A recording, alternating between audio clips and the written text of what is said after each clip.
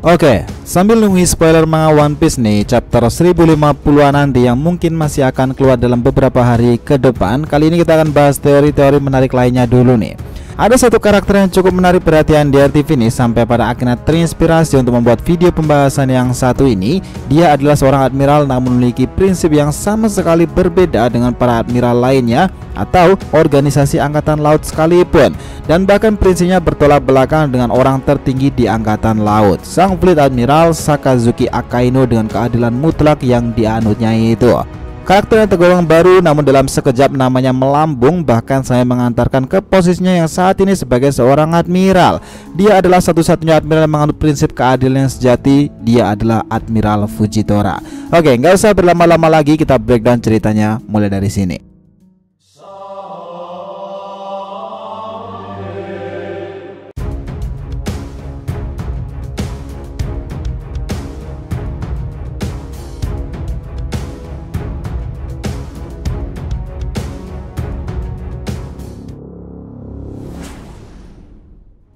Hai guys, welcome back to the RTV channel. Nah, kali ini kita akan membahas nih mengenai keadilan sejati sang admiral, kisah masa lalu Fujitora. Oke, biar nggak salah persepsi silahkan simak sampai akhir ya. Nah, Iso atau yang lebih dikenal dengan nama Fujitora adalah admiral baru yang baru bergabung dengan jajaran petinggi dari angkatan laut yang baru bergabung di masa time skip melalui jalur World Military Draft. World Military Draft sendiri adalah semacam seleksi terbuka untuk siapa saja yang ingin mengisi dua kursi admiral yang tengah kosong pada saat itu. Kursi pertama kosong setelah Aokiji mengundurkan diri dari angkatan laut, dan kursi yang kedua kosong setelah Sakazuki Akainu mendapatkan posisi barunya sebagai sang Fleet Admiral. Karena pada dasarnya nih, sistem ini adalah sebuah seleksi yang terbuka. Semua orang baik dari pihak angkatan laut ataupun bahkan orang di luar angkatan laut sekalipun boleh mengikutinya, tak terkecuali untuk para real admiral dan juga vice admiral yang ingin naik pangkat dengan cara yang instan. Di atas kertas, orang-orang yang sudah menjadi seorang vice admiral inilah seharusnya orang yang level kekuatannya paling mendekati dengan para admiral. Lihat saja bagaimana Monkey D. Garp yang bahkan di masa mudanya dialah satu-satunya orang yang mengalahkan bajak laut paling gila di masanya, Rock D. Sebek dengan Roger itu. Dan seperti yang kita tahu pula, Garp juga merupakan seorang vice admiral, namun dia tidak mau naik pangkat. Nah, jadi di sini nih, satu-satunya para vice admiral ini seharusnya bisa saja diangkat secara sepihak oleh petinggi pemerintahan dunia untuk menduduki dua kursi admiral yang kosong sebelumnya. Namun pada akhirnya pemerintah dunia justru memilih seorang jalur seperti itu untuk menentukan pengganti dua kursi kosong sebagai admiral daripada memilih secara instan nih dan mengangkat mereka yang sudah berada di posisi vice admiral untuk naik menjadi seorang admiral. Dari sini nih, kemungkinan terbesar kenapa pemerintah dunia mengambil jalan itu adalah karena di era ini beda kekuatan antara vice admiral dengan admiral sudah terlalu jauh.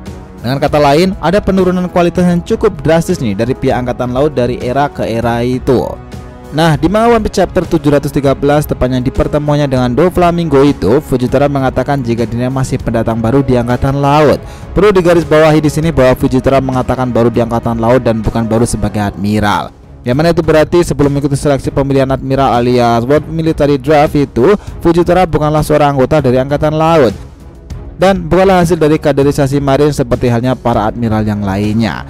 Di chapter ini pula, Dovi juga mengatakan jika Fujitora dan juga Green Bull keduanya sama-sama seorang monster, yang secara tidak langsung menjadi bukti jika kekuatan kedua admiral baru angkatan laut itu sangatlah mengerikan. Yang lebih menariknya lagi adalah sesaat setelah Fujitora mengeluarkan jurus pemanggil meteornya yang luar biasa itu, mengatakan nih jika apa yang dilakukan itu hanyalah sekedar untuk menguji kemampuannya pula. Dari kejadian ini banyak yang menspekulasikan nih jika sebelum diangkat sebagai admiral oleh pemerintahan dunia, Fujitora bukanlah seorang pengguna kekuatan buah iblis, melainkan hanyalah seorang pendekar pedang tunanetra yang bertarung dengan hanya murni mengandalkan seni berpedang serta kekuatan hakinya itu. Dan barulah setelah dia lolos menjadi seorang admiral, barulah dia mendapatkan hadiah dari pemerintahan dunia berupa buah iblis Zuzi Nomi seperti yang kita tahu itu. Mungkin seperti itu. Udah salah, kita juga belum tahu pasti.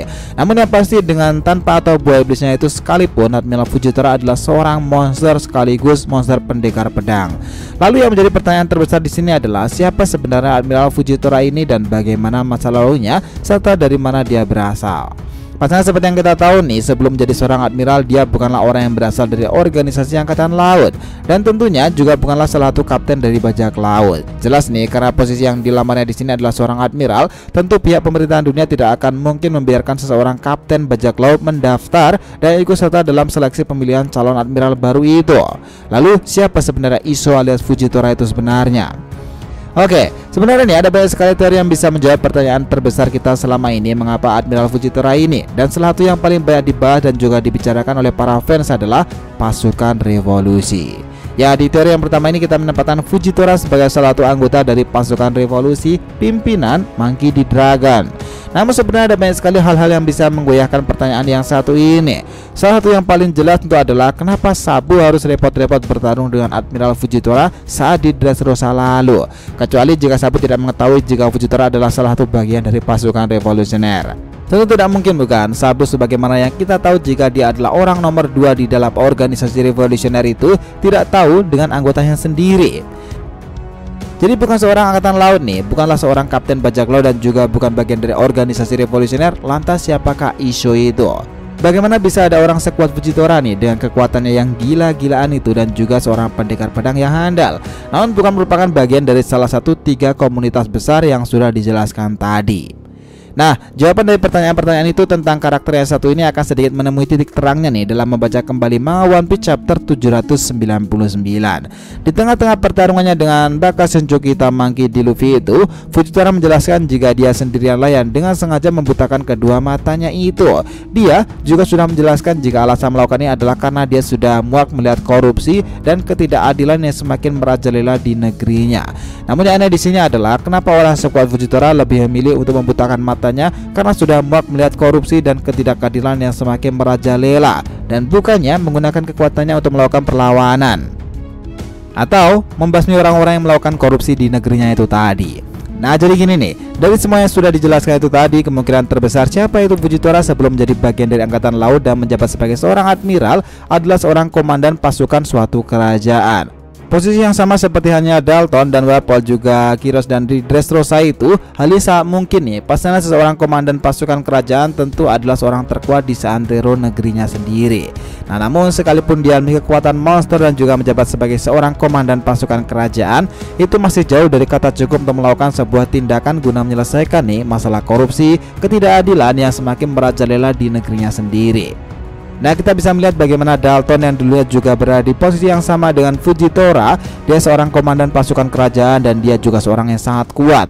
Namun, dia juga tidak bisa begitu saja menghajar seorang Wapol. Jabatan politik memaksa Dalton untuk tidak bisa melakukan apa-apa dan hanya diam saja melihat kesewenang-wenangan yang dilakukan oleh Wapol. Dari contoh kasus Dalton inilah yang pada akhirnya bisa membuktikan jika masa lalu Fujitora adalah seorang komandan pasukan kerajaan. Dan posisinya hanya sebagai komandan pasukan kerajaan inilah yang membuatnya tidak bisa melakukan apa-apa melihat raja di negerinya melakukan korupsi dan bertindak semaunya sendiri.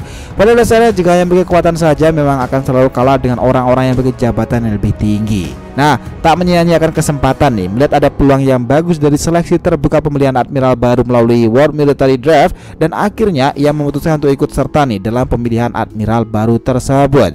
Dan harapan jika dia menduduki posisi sebagai seorang admiral, Iso jadi memiliki kuasa yang lebih besar nih, untuk memberikan dedikasinya baik itu secara langsung maupun tidak langsung, guna mengurangi oknum-oknum korup yang ada di negerinya tentunya. Atau setidaknya nih dengan jabatan sebagai admiral, dia bisa lebih leluasa lagi melindungi warga dari para raja yang bertindak sewenang-wenang itu. Pasalnya untuk para raja lokal tidak memiliki wewenang untuk memberikan perintah apapun larangan kepada seorang admiral. Nah, oke, di sini kita sudah tahu nih jika Fujitora dulunya adalah seorang komandan pasukan dari sebuah kerajaan besar. Nah, yang jadi pertanyaan saat ini adalah tentunya kerajaan mana yang menjadi kampung halaman dari Fujitora itu. Pada awalnya banyak berspekulasi jika Iso berasal dari negeri Wano Kuni. Hal itu tentu akan sangat cocok dengan gaya berpakaian serta dirinya yang juga merupakan seorang pendekar pedang seperti halnya orang-orang di negeri Wano yang terkenal dengan seni berpedangnya yang hebat itu. Mereka semuanya golongan para samurai. Namun semua itu terbantah setelah Viveka Databook volume 7 yang dirilis di bulan September 2019 yang lalu itu mengungkapkan jika Iso adalah karakter yang berasal dari wilayah Green Line, namun tidak dijelaskan lebih lanjut dari mana dan apa nama kerajaan dari Iso ini di dalam Vivica Databook Vol ke-7 itu. Namun setidaknya di sini kita sudah tahu nih, jika Iso adalah seorang mantan komandan pasukan kerajaan yang berasal dari Greenland, yang mana rajanya itu adalah seorang yang sangat korup dan bertindak semuanya sendiri. Dan itulah kenapa alasan salah satunya ia masuk ke dalam pihak angkatan laut. Does it make sense? Gimana menurut pendapat kalian? Oh ya, by the way nih, untuk kalian yang lagi nyari kaos bertemakan anime tapi nggak mau dikatain oleh seorang wibu, nah kalian bisa cek nih brand Asian Pop Culture di RTV Industries. Kalian akan tetap bisa tampil kece dengan kaos bertemakan anime dan juga desain yang kekinian. Nah di chapter pertama ini akan ada 2 desain bertemakan Boruto yang kece abis nih dari DRTV. Yang pertama adalah Kawaki Oni Dragon dengan Kawaki sebagai tokoh utamanya, dan yang kedua adalah Mitsuki Hebi dengan Mitsuki sebagai tokoh utamanya dan dengan perpaduan culture-nya sendiri. Di next chapter kedua nanti nih, DRTV sudah menyiapkan berbagai desain yang bertemakan One Piece sendiri dan juga anime lain dengan perpaduan culture Jepang tentunya. Nah buat kalian yang penasaran, langsung aja klik link di deskripsi video ini, mumpung masih banyak diskon untuk pembelian lewat Shopee maupun Tokopedia-nya. Oke? So guys, setelah tadi breakdown kita mengenai keadilan sejati sang admiral yang besar itu, kisah masa lalu Fujitora. Jangan lupa kasih saran di kolom komentar dan subscribe channel ini. Semoga ceritanya itu memberikan informasi dalam tiap pembahasan animenya. Thank you telah menonton konten DRTV and we'll be come back.